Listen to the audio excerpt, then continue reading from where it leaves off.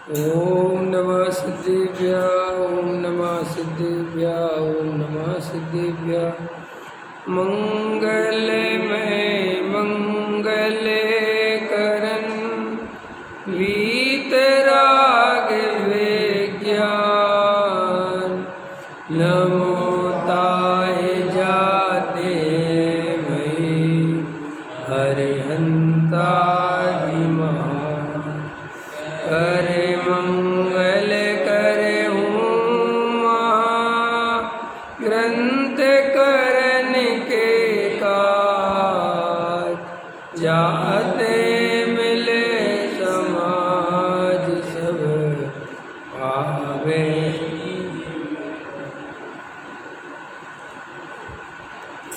पुनश्च मोक्ष मार्ग प्रकाशक पहला अधिकार असत्यार्थ पद का निषेध। पुनश्च वह कहे कि कसायों से तो असत्यार्थ पद ना मिलाए, परंतु ग्रंथ करने वालों को क्षयोपशम ज्ञान है, इसलिए कोई अन्यथा अर्थ भाषित हो उससे असत्यार्थ पद मिलाए, उसकी तो परंपरा चले। समाधान। मूल ग्रंथ करता तो गणधर देव हैं, वे स्वयं चार ज्ञान के धारी हैं और साक्षात केवली का दिव्य ध्वनि उपदेश सुनते हैं। उसके अतिशय सत्यार्थ ही भाषित होता है और उसी के अनुसार ग्रंथ बनाते हैं, इसलिए उन ग्रंथों में तो असत्यार्थ पद कैसे गूंथे जाए। तथा जो अन्य आचार्य आदि ग्रंथ बनाते हैं वे भी यथा योग्य सम्यक ज्ञान के धारक हैं और वे मूल ग्रंथ की परंपरा से ग्रंथ बनाते हैं। दूसरी बात है कि जिन पदों का स्वयं को ज्ञान न हो उनकी तो वे रचना करते नहीं, और जिन पदों का ज्ञान हो उन्हें सम्यक ज्ञान प्रमाण से ठीक कूदते हैं। इसलिए प्रथम तो ऐसी सावधानी में असत्यार्थ पद गूंथे जाते नहीं, और कदाचित स्वयं को पूर्व ग्रंथों के पदों का अर्थ अन्यथा ही भाषित हो, तब अपनी प्रमाणता में भी उसी प्रकार आ जाए तो उसका कुछ सार नहीं। परंतु ऐसा किसी को ही भाषित होता है, सबको तो नहीं।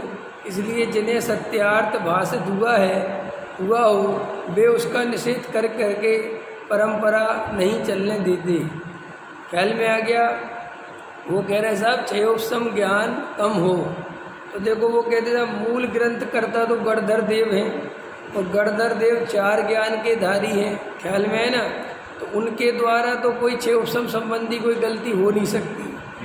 उसके बाद जो आचार्य भगवंत हैं, तो आचार्य भगवंत भी चूँकि तीन कसाय चौकड़ी के अभाव वाले वीतरागी संत हैं, तो वे भी वही चीज़ लिखते हैं जो उनको बिल्कुल प्रमाणिक रूप से पता होती है। और दूसरी बात, जो उनके पहले आचार्य हुए हैं उनसे वो शास्त्रों को मिलान करते चले जाते हैं। तो क्षयोपशम ज्ञान में देखो क्या है, जैसे मान के चलो, इसमें भी थोड़ा है समझने लायक कि क्षयोपशम ज्ञान माने क्या। क्षयोपशम ज्ञान माने, अब मान के चलो कर्णानुयोग संबंधी क्षयोपशम ज्ञान है। अब वहाँ पर कोई त्रिलोक का वर्णन चल रहा है, द्वीप समुद्रों का वर्णन चल रहा है, गणतज्ञ की गणना चल रही है, उसका समुद्र की इकाई बताई जा रही, क्षेत्रफल बताया जा रहा, जम्मू द्वीप के बारे में बताया जा रहा। अब वहाँ पर मान के चलो कोई गलती हो भी जाए, मान के चलो संख्या है 98,000 और वो 97,500 लिख गई है ना, या अथवा कोई ऐसी चीज़ लिख गई, तो पहली बात तो उससे जीव का कोई अहित नहीं होता वो, क्योंकि वो प्रयोजनभूत नहीं है। सो इसलिए क्षयोपशम ज्ञान में थोड़ा बहुत हेर फेर हो भी याद, क्योंकि अब जैसे कोई बात परंपरा से चली आ रही, कोई मिस्टेक हो गई, कोई कहीं कुछ वर्णन ऐसी आती ना, कहीं कहीं कोई अंतर मिल जाता है, तो भाई उसमें बहुत फर्क नहीं पड़ता, इन बातों में कोई दम नहीं है। इसलिए उससे बहुत बड़ा गलत या परंपरा गलत नहीं पड़ती। और फिर दूसरी बात, आचार्य भगवंत कभी भी बुद्धिपूर्वक इस तरीके के कार्य करते नहीं कि समझ में नहीं आ रहा तो भी लिख दें। ख्याल में है ना।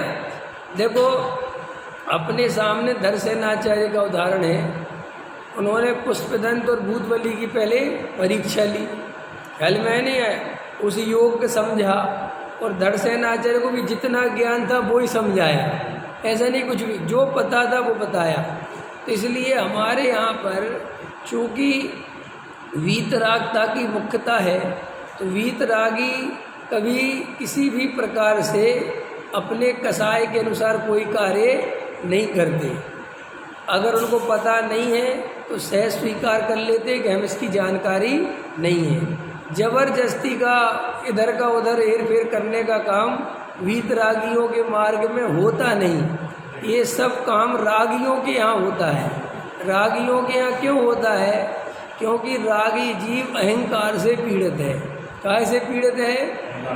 अब अहंकार से पीड़ित है, इसलिए उसको उत्तर पता हो और चाहे उत्तर नहीं पता हो तो भी उत्तर देता है, क्योंकि उसको तो अपने अहंकार का पोषण करना है ना। उसको लगता है साहब भरी सभा में हमसे पूछा और हम जवाब नहीं दे पाए तो भाई बेइज्जती हो जाएगी, तो नहीं कुछ भी बता दो। ऐसा नहीं करना। नहीं आता तो नहीं आता, नहीं हमें ख्याल में नहीं है, नहीं पता, नहीं पढ़े हम। तो इसलिए वीतरागियों के मार्ग में ऐसी अनीति नहीं होती। ये सब काम रागियों के यहाँ होता है। ख्याल में है कि नहीं? इसलिए अन्य लोगों की परंपरा शुद्ध नहीं चलती है। जो अन्यमती है ना, उनके यहाँ तो आपस में गुरु में ही विरोध होता चला जाता है।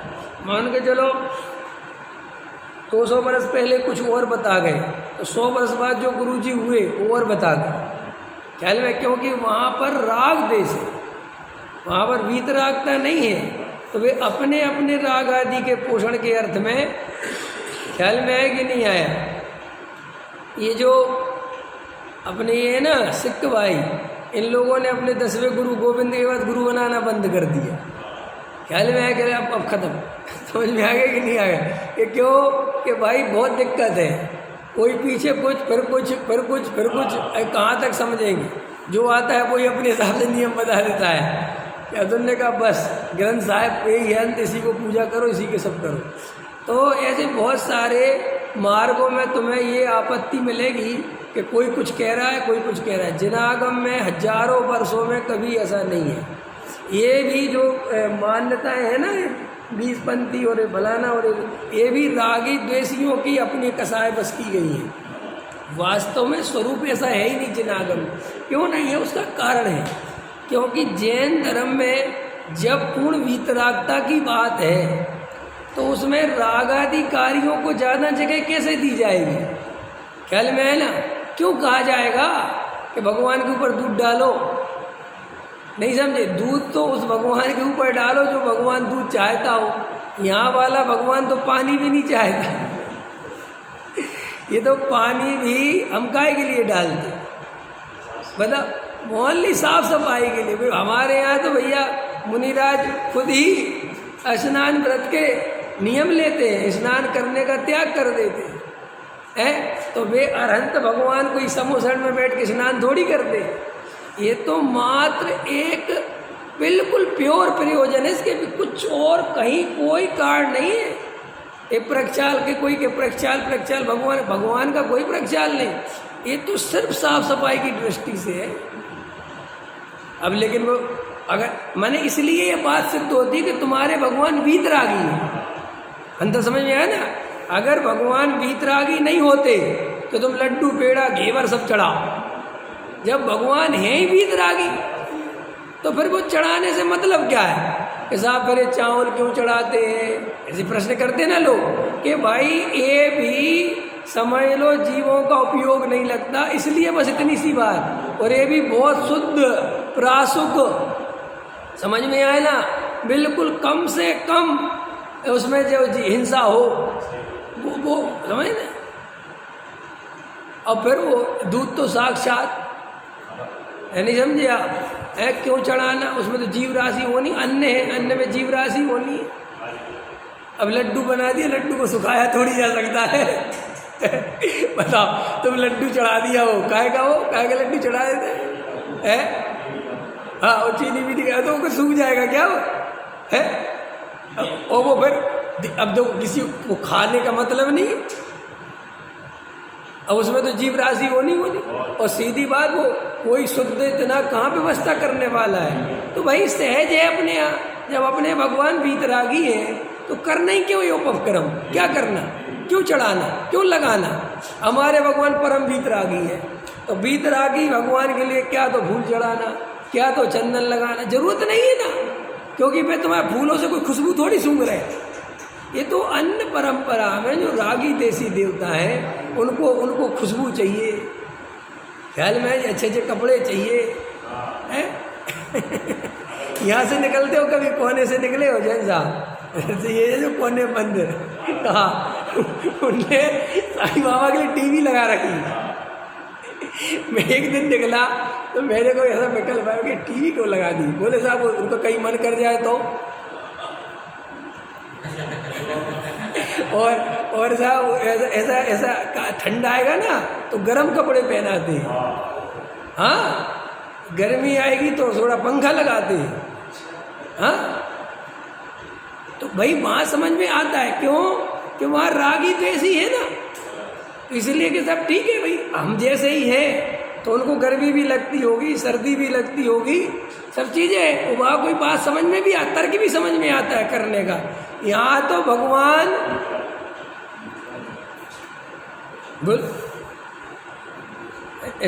देखो अच्छा बताओ, 20 पंथी के भगवान हो, ठीक है, श्वेतांबर के भगवान हो और दिगंबर के भगवान हो, तीनों भगवान की सच बात बताओ, वीतरागता है कि नहीं, तीनों वीतरागता मानते हैं कि नहीं। तो भैया वीतरागता मानते हो तो उसमें राग को क्यों घुसाना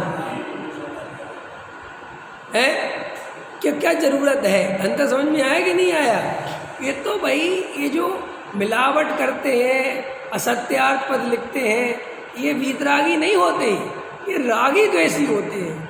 वीतरागी जीव तो किसी का ना भला ना किसी का बुरा, ना किसी से राग ना किसी से द्वेष, जैसा वस्तु का स्वरूप है। क्या कहा मैंने, कोई बात नहीं है, सब दिगंबर धर्म सच्चा है, बात इसकी नहीं है। आप तर्क से युक्तियों से देखो कि इनके द्वारा जो बात चल रही है, कही जा रही है, वो कहीं से खंडित नहीं होती। अंतर समझ में है ना। हमारी बात अगर तुम खंडित कर दो, तुम कह दो कि नहीं साहब ऐसी प्रतिदाओं में हम मान लेंगे अगर तुम्हारी बात में दम होगा तो, लेकिन हमारी बात हमें दिखाई दे रही है, हमेशा कोई काम नहीं करते। ख्याल में है ना, बिल्कुल बहुत ईमानदारी होनी चाहिए। डॉक्टर साहब तो इतना निषेध करते हैं कि वेदियों को भी नहीं सजाना चाहिए। सजाते हैं ना अपन चारों तरफ खूब पे, कहते क्यों सजाना, जब हम वीतरागी के अनुयायी हैं तो रंग राग के लिए जगह देना ही क्यों, सिंपल सोबर रहो ना, बिल्कुल ना पता चला चारों तरफ सोने से चढ़ दिया, भगवान को कोई देख नहीं रहा, काहे को देख रहा है, तुम्हारी बनाई हुई कलाकृतियों को देख रहा है, इसका दोष लगता है। जिनेंद्र भगवान ऐसे भाषित होने चाहिए कि वहाँ जब वेदी के सामने खड़े हो तुम्हें कुछ और दिखाई नहीं दे। ख्याल में आया कि नहीं आया, विचार करो। तो देखो यहाँ पर ये गहराई से समझ लेना बात कि भैया भगवान वीतरागी हैं और जो आचार्य भगवंत मुनिराज हैं वे सब वीतरागी हैं। इसलिए जैन परंपरा में असत्यार्थ पदों को मिलाना संभव नहीं है। और हाँ, अगर कोई रागी द्वेषी असत्यार्थ पदों को मिला भी दे तो उसका बाद में ज्ञानी निषेध कर देते हैं कि ये ठीक है। आगे समझ में, अब देखो आगे क्या कहते हैं। दूसरी बात यह है, ये हो गया ना, पुनश्च इतना जानना कि जिनको अन्यथा जानने से जीव का बुरा हो, ऐसे देव गुरु धर्मादिक तथा जीव अजीवादिक तत्वों को तो श्रद्धानी जैनी अन्यथा जानते ही नहीं। इनका तो जैन शास्त्रों में प्रसिद्ध कथन है। अरे क्या गजब का लग रहा है टोडामल जी, कि देखो जो मूल बात है, ठीक है, जो मूल बात है देव, शास्त्र, गुरु, 7 तत्व, 6 द्रव्य, 5 पाप, 4 कसाएं, 13 गुणस्थान, इनमें तो कहीं भी कोई मिलावट का मतलब ही नहीं है। कि क्योंकि ये जगत प्रसिद्ध है, ये एक जगह नहीं है, जगह जगह वर्ण है। तुम कहाँ कहाँ बदलोगे? देव, शास्त्र, गुरु को कहाँ कहाँ बदलोगे? वीतरागी सर्वज्ञ तुम देसी ही सच्चे देव हैं। इसमें तुम कोई मिलावट तुम ये नहीं कर सकते कि रागी जीव देव है, कर ही नहीं सकते। इसलिए जो अपनी प्रयोजनभूत चीज़ है उसमें कभी मिलावट हो नहीं सकती। इसलिए घबराने की कोई ज़रूरत, डरने की कोई ज़रूरत नहीं है। और अपनी देखो हजारों वर्ष पहले की प्रतिमाएं जमीनों में से निकलती हैं तो वीतराग मुद्रा की निकलती हैं, है ना? बिल्कुल वही मुद्रा और वही परंपरा चली आ रही। तो हमारी तो प्रतिमा भी ऐसी है जो वीतरागता को दर्शाती है। इसलिए तुम शास्त्रों में ये नहीं कह सकते कि हमारे भगवान रागी भी होते हैं, होते ही नहीं। ख्याल में आया कि नहीं आया? इसलिए टोडामल जी साहब कह रहे हैं कि साहब वे तो प्रसिद्ध है जो मूलभूत बातें हैं, जो प्रयोजनभूत बातें हैं, इसलिए तुम्हें उनकी चिंता करने की आवश्यकता। और अगर किसी ने द्वीप, समुद्र, इनकी गणना में कोई मिलावट कर भी दी हो तो उससे कोई ज़्यादा बिगड़ने वाला नहीं है, कुछ आफत आने वाली। इसलिए तुम बहुत परेशान मत हो। उनमें से किसी को कोई अन्यथा प्रमाणता में लाए तो भी उसका विशेष दोष नहीं है। क्या कहते हैं? और जिनको भ्रम से अन्यथा जानने पर भी जिन आज्ञा मानने से जीव का बुरा ना हो, ऐसे कोई सूक्ष्म अर्थ देखो आगे ना कोई है कि भाई चेयोप समज्ञान में वो बात नहीं आई और वो अन्यथा बता दी तो उससे जीव का कोई बुरा। जैसे आपने हमसे पूछा कि भाई नंदीश्वर में कितने मंदिर हैं, है ना? और हमने कह दिया साहब 51।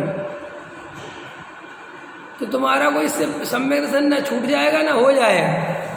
ख्याल में है ना? तुमने पूछा साहब वो कर्म प्रकृति में साहब 148 में वो नाम कर्म के कैसे भेद पड़ते हैं? हमने कहा शायद 93 या 94 ऐसा कुछ है। तो इससे तुम्हारा कोई फर्क पड़ने वाला? तो टोडामल जी कह रहे उसमें कोई विशेष दोष ऐसा नहीं है, दोष नहीं है, ज्ञान का दोष है, लेकिन वो श्रद्धान का दोष नहीं है, उसमें जीव का सम्यक दर्शन नहीं छूटता। इसीलिए हमारी मूल में पकड़ मजबूत होनी चाहिए, मूल बात आपको ख्याल में होनी चाहिए। आप 2 द्रव्यों के बीच में अत्यंत अभाव है, इसकी सच्ची श्रद्धा होनी चाहिए। और कहीं लिखा मिल जाए एक द्रव्य दूसरे द्रव्य का कर्ता धरता है तो वैसा समझना कि झूठ लिखा हो, इतना तुम्हारे अंदर प्रसिद्ध होना चाहिए। अपने बच्चों को मूल बात सिखाओ। क्या सिखाओ? मूल। तो भाई ये मूल बात है, बाकी तू जो समझना है वो समझ। अगर जैन धर्म आएगा तो वीतरागता समझ, 6 द्रव्य समझ, 7 तत्व समझ। क्या ये समझाओ, ये मूल बात बता के जाओ, ये अपना कर्तव्य है। ठीक है कि नहीं? उनमें से किसी को कोई अन्यथा प्रमाणता में लाए तो भी उसका विशेष दोष वही गोमठ सार में कहा है। अब गोमठ सार का उदाहरण दे रहे हैं। सम्मा इट्ठी जीवो ओवेठम पवयणम तु सद्यहति असब भावम अजान माड़े गुरु नियोगा। सम्यक दृष्टि जीव उपदेशित सत्य वचन का श्रद्धान करता है और अजानमान गुरु के नियोग से असत्य का भी श्रद्धान करता है, ऐसा कहा। क्या कहा? सम्यक दृष्टि जीव उपदेशित सत्य वचन का श्रद्धान करता है। ख्याल में क्या का श्रद्धान करता है? सत्य वचन का। और अजानमान गुरु के नियोग से, कोई अजान, कोई ऐसी बात नहीं जानने वाला, कोई ऐसा गुरु का नियोग मिल गया, उसने कोई ऐसी बात बताई, चेयोप संभाली, तो उसका भी उसने श्रद्धान कर लिया। लेकिन उससे उसके सम्यक दर्शन में, क्योंकि जो मूल बात है वहाँ से कोई मिस्टेक, और वो क्यों नहीं करता मिस्टेक? सोचो, वो इसलिए नहीं करता कि वो अनुभव से आती है। इसलिए मैं आप लोगों से कहता हूँ, अनुभव से प्रमाण करना सीखो। आत्मा अनुभव से प्रमाणित करना चाहिए। देखो, एक द्रव्य दूसरे द्रव्य का कर्ता नहीं है, ये बात शास्त्र में लिखी है, लेकिन इसकी परीक्षा हो सकती है कि नहीं? हो सकती है कि नहीं हो सकती? एक द्रव्य दूसरे द्रव्य का कर्ता धरता नहीं है, इस बात की परीक्षा हो सकती है कि नहीं हो सकती? अरे हो सकती नहीं, प्रति समय दिखाई दे रहा है। अगर देखोगे तो कि कोई किसी का कर्ता धरता, लेकिन उसके लिए दृष्टि चाहिए, उसके लिए ध्यान चाहिए, उसके लिए होश चाहिए। ना बेहोशी में कुछ समझ में नहीं आएगा। देखोगे ध्यान से तो सब दिखाई। देखो, अभी मैं जब आ रहा था उसके पहले विचार कर रहा था, आप विचार करो, ये जो अपन को ये जीवन मिलता है, सोचो अपने अपने बारे, किसी और के बारे में नहीं सोचना, अपने बारे में सोचो। ये जो अपन को जीवन मिलता है, अपन ये व्यर्थ में ही बर्बाद कर देते हैं। कैसे बर्बाद कर देते हैं? वास्तव में हम एक भी द्रव्य को सुखी नहीं कर सकते। वस्तु स्वरूप है, कर सकते हो आप? मोह के कारण कोई जीव सुखी नहीं हो सकता, ये स्वरूप है ना? रुपया पैसा मकान दुकान जोड़ने से कोई सुखी नहीं हो सकता, ये स्वरूप है ना? फिर भी आप अपनी जीवन की स्थिति देखो, सारा जीवन क्रीम टाइम, पूरी जवानी दूसरों को सुखी करने में लगा दी।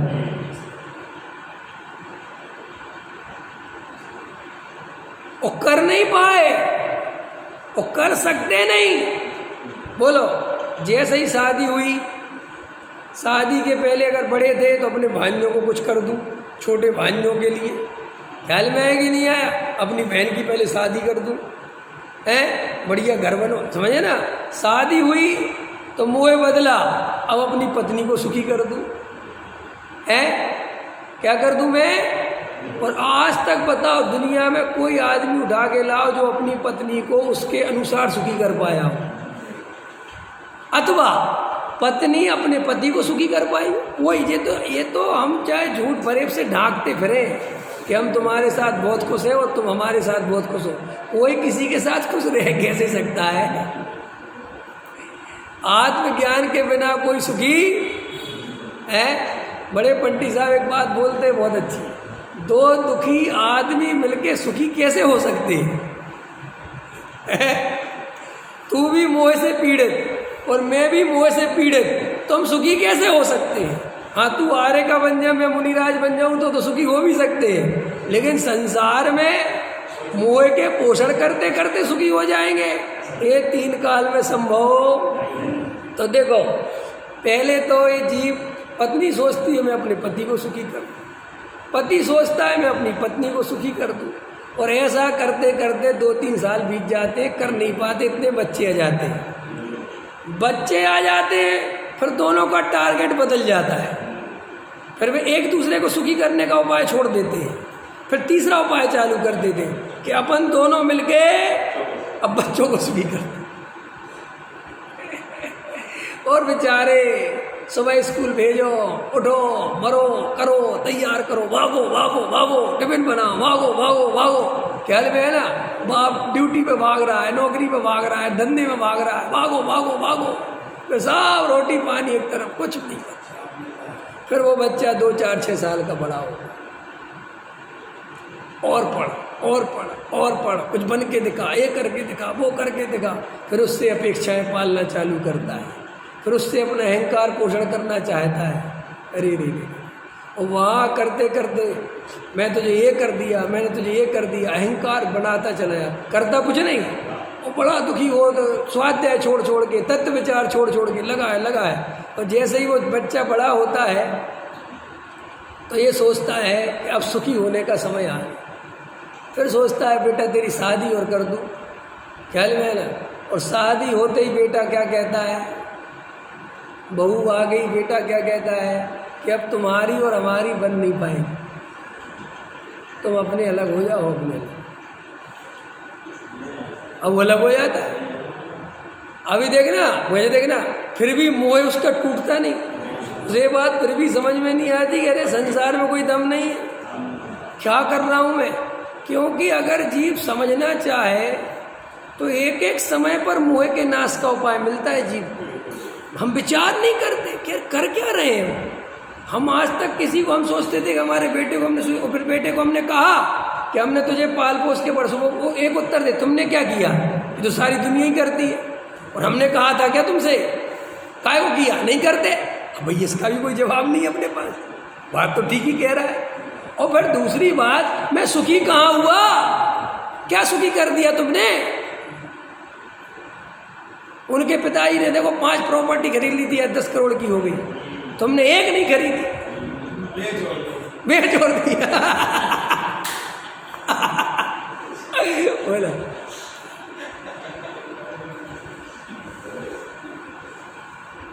अभी एक दिन की घटना है, मैं तो सत्य बता देता हूँ इसलिए कोई फर्क नहीं पड़ा, क्या है तुम्हें जो सोचना सोच। एक दिन की घटना है, अभी ज़्यादा दिन की नहीं, इसलिए उदाहरण याद आ गया। 2-3 दिन पहले मैं बैठा था, किसी से हमारी बात चल रही थी, हमारे तरफ के हैं, तो उनने एक मकान लिया होगा।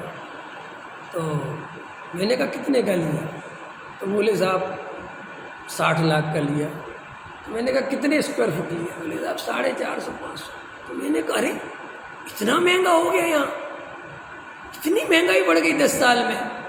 मैंने वहीं अपना मकान 12 लाख में बेचा था अभी 10 साल पहले, और अब वहाँ की कीमत इतनी हो गई 40 लाख 50 लाख।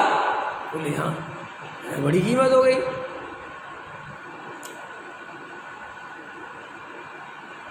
मैं ऐसा बोल रहा था, बराबर में श्रीमती थी, ख्याल में है ना, तो वो क्या बोली, तुम्हें कुछ पता ही नहीं है, तुम्हें काय को बेच दिया था।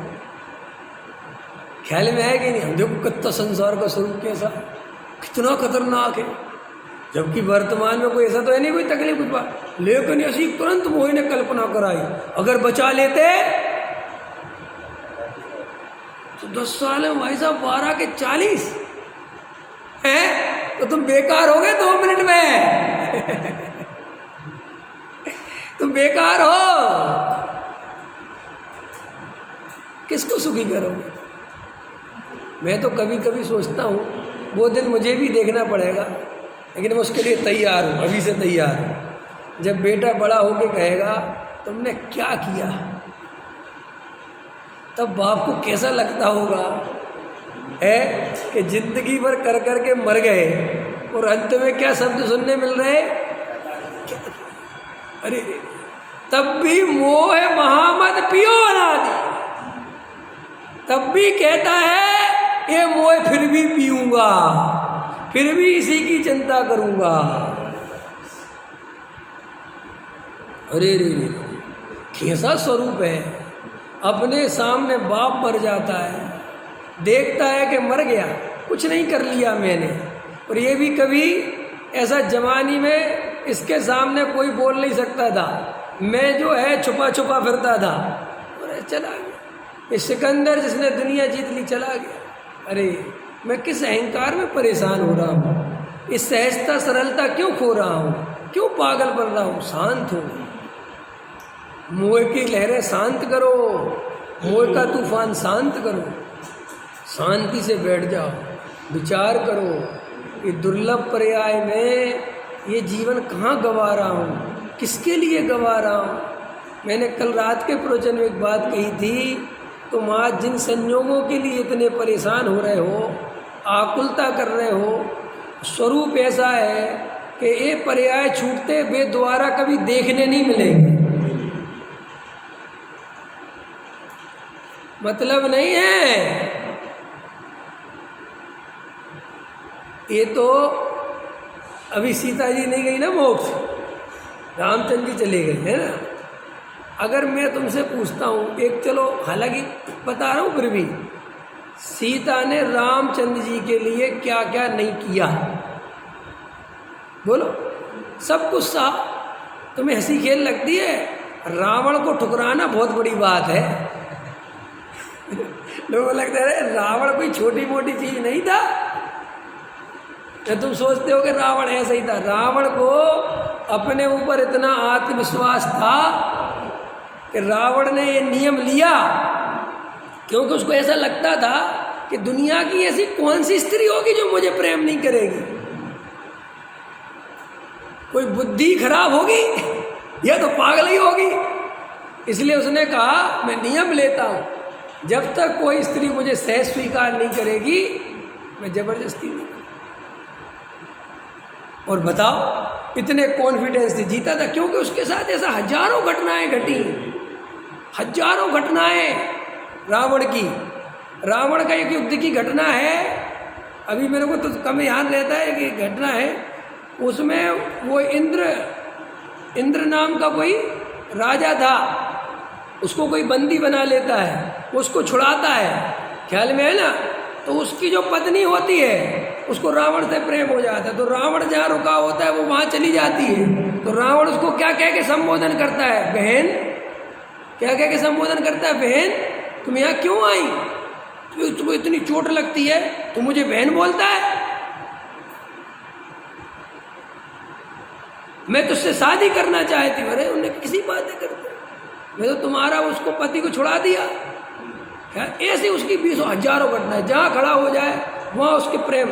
तो उसने जब सीता को हरण करने की सोची ना, तो उसने मन में यही सोची थी कि ये तो कुछ भी नहीं है, लंका ले जाऊंगा तो बस 2-4 दिन में बात बन जाएगी, शादी के लिए मान जाए। लेकिन कितना समय लगा दिया, सीता को मना नहीं पाया। तो मैं तो ये उदाहरण तुम्हें इसलिए समझा रहा हूँ कि सीता ने कितना कुछ सहा, तकलीफ ही तकलीफ सही राम के लिए, सब कुछ जो हुआ। लेकिन देखो रामचंद्र जी मोक्ष चले गए और सीता जी अभी यहीं हैं। अब सीता जी अभी इस भूमिका में अगर रामचंद्र जी को देखना चाहें तो मिलेंगे रामचंद्र जी? हैं? हम तो मोक्ष चले गए। बोलो कि अब साहब मोक्ष ही जाके मिल सकते हो, और मोक्ष में मिलने का कोई मतलब नहीं। मोक्ष में मिलने का कोई मतलब है? अरे मोक्ष में तो पहचानना भी मुश्किल है इसमें से राम कौन है, क्योंकि वहां तो सब अमूर्तिक आत्मा है, वहां तो कोई रंग रूप है नहीं। तो बोलो, तो जब ये स्थिति है संसार की, तो तुम जिन मोह में फसीभूत होकर, कल मैं रात प्रवचन सुन रहा था, उसमें बड़े पंडित जी ले रहे थे कि भाई ये मोह की दशा ऐसी है कि अपना बेटा उस योग्य नहीं है कि वो संस्था संभाल सके। अपना बेटा, मेरा बेटा उस योग्य नहीं है कि वो संस्था संभाल सके, तो भी मोह के वशीभूत होकर उसी को देता है। अंत समझ में आया कि नहीं आया? वो ले रहे थे कि भाई ये मोह तो है कि मैं ट्रस्टी हूँ तो मेरा बेटा ट्रस्टी बने, चाहे उसको 1% प्रेम नहीं हो धर्म से, और बेचारा दूसरा जो रात और दिन सेवा कर रहा है, जिसको प्रेम है, उसको सदस्य बनाने के लिए तैयार नहीं। ये सब मोह की महिमा है। काय की महिमा है? ख्याल में आए कि नहीं? मोह की गहराई से विचार करो भैया। तुम कितना अन्याय कर जाते हो, कितना पाप बांध जाते हो, तो कल्पना भी नहीं। ये मोह के वशीभूत हो। मैं कितने लोगों को देखता हूँ मोह में पागल हो रहे हैं, बिल्कुल पागल पड़े हुए, अहंकार से पीड़ित है, कुछ नहीं खबर उनको, यहाँ भी चाहिए, यहाँ भी चाहिए, यहाँ भी चाहिए, यहाँ भी चाहिए, यहाँ भी चाहिए। ख्याल में है कि नहीं आए? तो देखो शांति से बैठ के विचार करो, ये भव मुझे काहे के लिए मिला है। गुरुदेव 1000 दफे कहते थे ये भव के अभाव के लिए मिला है, अहंकार के पोषण करने के लिए, पंथ संप्रदाय के पोषण करने के लिए नहीं मिला, मंदिर बनाने के लिए नहीं मिला, धर्मशाला बनाने के लिए नहीं मिला, घर बनाने के लिए नहीं मिला, महल बनाने के लिए नहीं मिला, भव के अभाव करने के लिए। भैया इतनी गंभीरता नहीं रखोगे तो चूक जाओगे आत्मकल्याण। ये ऐसा मत समझना तुम कि जैसे संसारिक कार्य होते हैं ना वे पुण्य के उदय से बन जाते हैं, सम्यक दर्शन पुण्य के उदय से नहीं मिलते।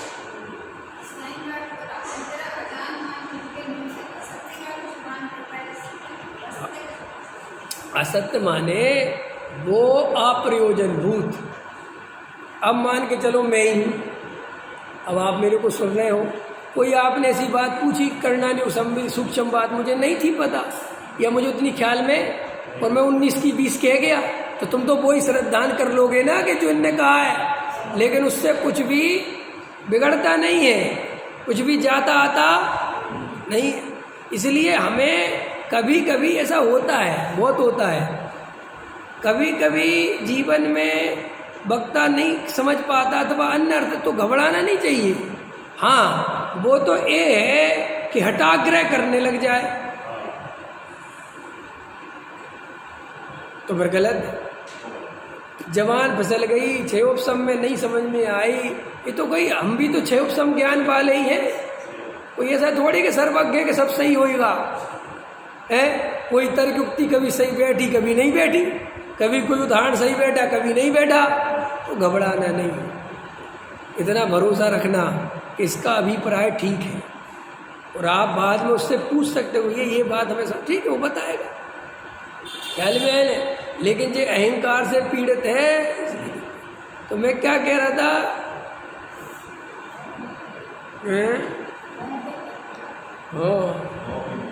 मोह वाली बात कह रहा था ना कि भैया ये विचार करो, ये सब मोह के पोषण करने के लिए क्या मिलता है?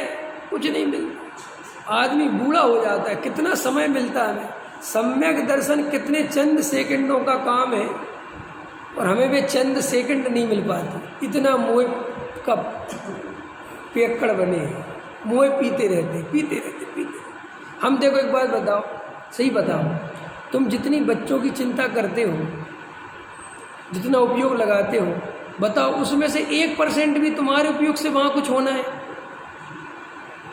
अभी यहाँ जनवाणी सुन रहे हैं आप और आपका उपयोग कहीं और लगा हुआ है, उससे कुछ होना है, कुछ वहाँ बदल जाएगा। तुम रात और दिन बच्चों की चिंता क्या करोगे? हाँ मैं ये कह रहा था, अब देखो बात अभी है, पाप का पुण्य के उदय से लोक में काम बन जाते हैं, तुम मेहनत करोगे नहीं तो ही बन जाएंगे। समझ में आया? यानी सम्यक दर्शन पुण्य से नहीं मिलता, सम्यक दर्शन पुरुषार्थ से मिलता है। क्या कहा मैंने? ये तुम जो संसार की चीजों को समझते हो, ये संसार की कोई भी चीज पुरुषार्थ से नहीं मिलती। अभी कल परसों की घटना है ना, एक व्यक्ति बॉम्बे का रहने वाला दुबई जा रहा था और उसने रास्ते में ही टिकट खरीद ली। दुबई में चलता ना लॉटरी सिस्टम, तो उसने टिकट खरीद ली लॉटरी की, तो वहाँ पहुँचा नहीं और 7 करोड़ की लॉटरी जीत गया। एयरपोर्ट पे उतरा और उसके पास कॉल आ गई, तुम 7 करोड़ की लॉटरी जीत है। कुंद्रा 1 मिनट के अंदर जेल में। क्या समझते हो तुम बहुत होशियार हो। अरे भाई ये सब पुण्य पाप के खेल हैं, चंद सेकंड में पलटती है चीजें। लेकिन हाँ ये सब संसार में होता है, मोक्ष मार्ग में नहीं होता। मोक्ष मार्ग का सच्चा पुरुषार्थ करो, तुम्हें मोक्ष जाने से कोई नहीं रोक सकता। तुम आत्मा का अनुभव करो, तुम्हें कोई नहीं रोक सकता। तुम वेद ज्ञान करो, तुम्हें कोई कर्म नहीं रोक सकता। घबराते क्यों? अपने यहाँ पुरुषार्थ करो। अरे दुनिया में पुरुषार्थ की जरूरत नहीं है, वो सब हो रहे हैं, वो हो रहा है, वे बिना नहीं रहेगा। तुम अपना वेद ज्ञान करो, इसलिए इतनी चिंता मत करो। तुम्हारी चिंता से तुम्हारा बेटा, तुम्हारा बाप, तुम्हारी माँ, तुम्हारा भाई, कोई भी सुखी होने वाला। वे अपने अपना पुण्य पाप लेके आए है कि नहीं? लेकिन भरोसा ही नहीं। बाप कहता है मैं तुझे नहीं दूंगा संपत्ति, देखता हूं तू क्या कर लेगा।